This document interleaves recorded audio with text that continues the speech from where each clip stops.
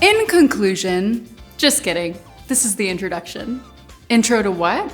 Oh, how about how to write a conclusion on this episode of Level Up, Grammarly's YouTube series to support your path to writing and communication success. With so many papers due and so little time, let's get right to the advice. And as I go, feel free to give this video a like, and better yet, subscribe to the channel for more Grammarly assistance on your YouTube feed.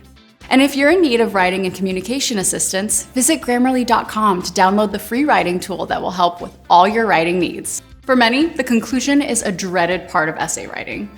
Condensing all the points you've analyzed into a tiny little package is certainly easier said than done. How can you make a good final impression while emphasizing the significance of your findings?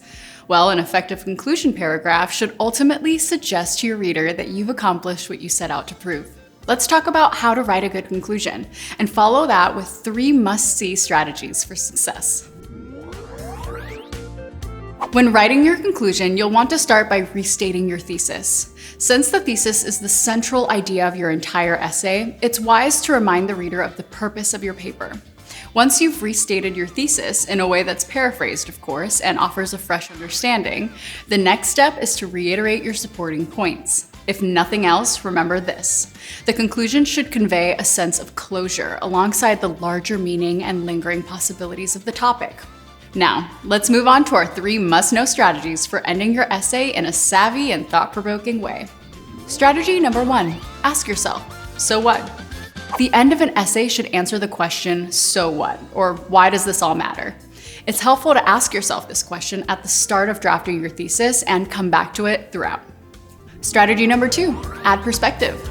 If you've come across a fantastic quote in your research that didn't quite make it into the essay, the conclusion is a great spot for it. Including a quote from one of your primary or secondary sources can frame your thesis or final thoughts in a different light. Strategy number 3, consider the clincher. What can you say to propel the reader to a new view on the subject? This final sentence needs to help readers feel a sense of closure. Helpful to know what to include and the strategies to improve the output, right? To close this video, let's look at what your conclusion should not include. Not to be negative, but there are several conclusion mishaps to consider. Avoid phrases like "in summary," "in conclusion," or "to sum up." Readers know that they're at the end of the essay, so you don't need to signpost. Don't simply summarize what's come before. For a short essay, you certainly don't need to reiterate all your supporting arguments. Avoid including brand new ideas or evidence. This will only confuse readers and sap force from your arguments.